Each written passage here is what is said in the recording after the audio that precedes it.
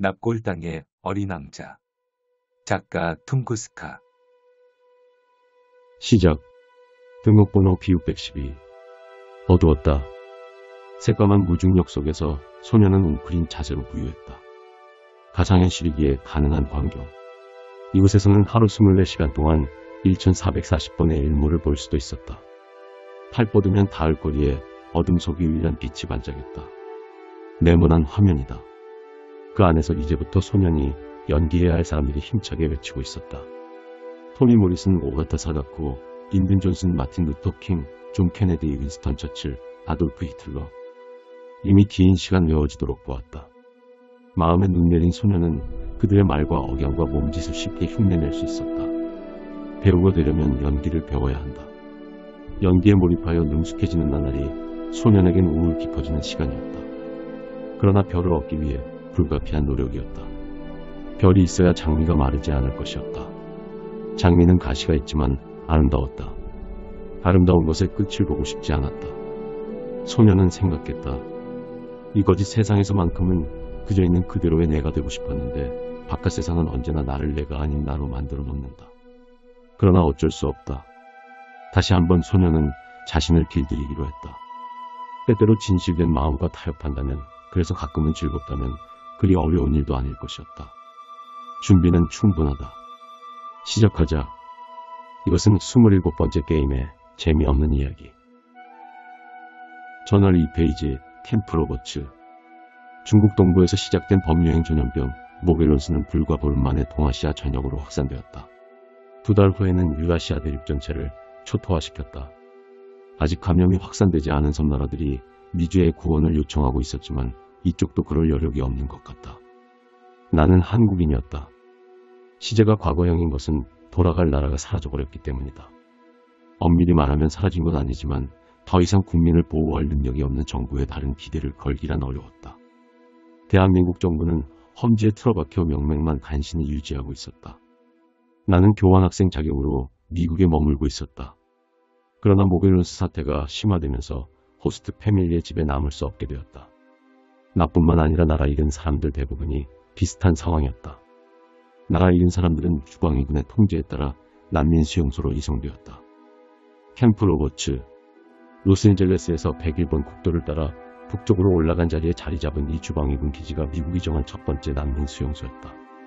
미국 서부 로스앤젤레스와 샌프란시스코의 중간쯤이라고 해야 할까. 도착해보니 미국이 왜 이곳에 난민들을 몰아넣었는지 알 수 있었다. 우선 길이 하나뿐이다. 가까운 곳에 마을 하나가 있긴 하지만 국도가 아니고서는 들어가거나 나갈 길이 없는 위치였으므로 혹여 난민들이 소요를 일으킬 경우 통제하기 용이해 보였다. 캘리포니아 주광이군 160 보병연대 3대대가 난민청 감시 및 치안 유지 임무를 맡았다. 둘째로 식수와 전기를 자체 수급할 수 있었다. 독립적인 급수시설과 태양광 발전시설이 존재하는 까닭이었다. 급수시설 같은 경우 동편에 흐르는 살리나스강을 수원으로 삼기 때문에 어지간해서는 물이 딸릴 일은 없을 것 같았다. 셋째로 공항시설을 갖추고 있었다. 수송기가 하루에도 몇 번씩 뜨고 내렸다. 군필자들이 C130이라고 수군거렸다. 이름을 알아도 의미는 없었다. 중요한 건 국가적 방역이 필요한 상황에서 다른 나라에서 날아올 항공기들을 일반 공항으로 보내지 않아도 된다는 것이었다. 마지막으로 사람을 수용할 공간이 많았다. 원래 군인 가족들을 위해 마련된 주택부지들은 평소 기지에 주둔하는 병력이 별로 없었기 때문인지 대부분이 황량한 공터로 방치되어 있던 상태였다. 혹시나 공간이 모자라더라도 기지 서쪽과 북쪽이 마냥 황무지군이었기에 추후 난민촌을 확장할 여지가 충분했던 것이다. 수용되는 사람들은 점점 더 많아졌다. 난민 캠프는 사실상의 도시가 되었다. 수용 한계를 넘어간 뒤엔 나머지 인원을 포트 헌터 리겟에 분산 수용한다고 들었다. 위치는 여기서 직선으로 서북방 50km 정도. 사람들에게 듣기로 그쪽엔 정말 사방의 산밖에 없다는 모양이다. 그러고도 부족하여 새로운 캠프들을 세운다고 들었다. 하늘과 바다를 통해 도착하는 난민이 나날이 늘기만 한다는 소식이었다. 이곳 캠프 로버츠에서는 사람이 점점 많아지면서 불미스러운 일들이 급격히 늘어나고 있다. 뜻이 통하는 난민들끼리 조직을 만들더니 사람들에게서 물자를 갈취하기 시작했다. 보급품을 빼앗기 위해 린치를 가하거나 심하면 죽이기까지 한다. 이름도 흉흉한 것이 많았다. 중국인들의 허리셔블이나 일본인들의 스미요시카이 같은 것들은 본래 폭력 조직의 명칭이라 했다. 핵심 인물들이 실제로 그 조직 출신이라고 한다. 미군은 이런 조직들의 성립을 방관하기로 한 것 같았다. 이해는 간다. 한정된 병력으로 이 많은 난민들을 관리해야 하는 만큼 그쪽도 신경이 곤두서 있을 것이었다. 미군이 난민들을 직접 관리하는 것보다는 그 사이에 중간 관리자가 하나 끼는 편이 나을 터. 폭력 조직들의 부정을 눈감아주는 대가로 미군은 수용소를 보다 간편하게 관리할 수 있게 된다. 조선 말 지주가 마름을 부린 것과 같은 이치라고 봐도 좋겠다. 소작인들의 원망은 지주보다는 마름을 향하게 마련. 조직은 여러모로 유용하다. 어차피 조국 잃은 사람들이다. 난민 관리에 소홀하더라도 외교 문제로 비호할 가능성은 없었다. 인류 멸망의 기로에 선 시점에서 인권 문제로 정부를 귀찮게 할 시민단체도 없었다. 각 조직들이 미군 대대장에게 성상납을 하고 있다는 소문을 들었다. 아마 사실일 것이다. 어제 한인회국회 회원들이 어떤 여자를 끌고 가는 것을 보았는데 울부짖으며 발버둥치고 있었다.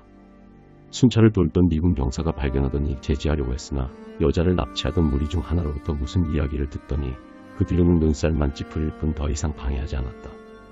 끌려가는 여자와 눈을 마주쳤더니 꿈속에 나왔다. 잠을 설쳐서 피곤하다. 요즘 들어 마음 편하게 잠들 때가 별로 없다. 캠프 로버츠 6번가부터 15번가까지는 주둔 병력이 사용하는 막사가 있다. 병력 규모에 비해 남는 공간이 많은데도 난민들은 그쪽으로 출입할 수 없게 되어 있었다. 혹시나 그쪽에서 난민이 눈에 띄면 철도 미수 혐의로 처벌받았다. 처벌의 경중은 국적에 따라 달렸다.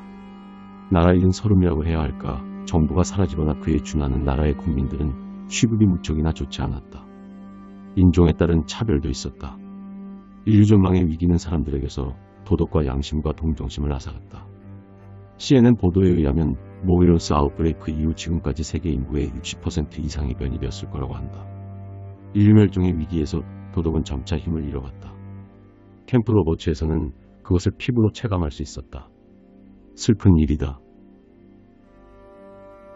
이 작품은 퉁구스카 작가님의 납골당의 어린 왕자입니다. 작품을 더 보시려면 리디북스 사이트에 접속하셔서 감상하시기 바랍니다. 이상으로 브리딩이었습니다.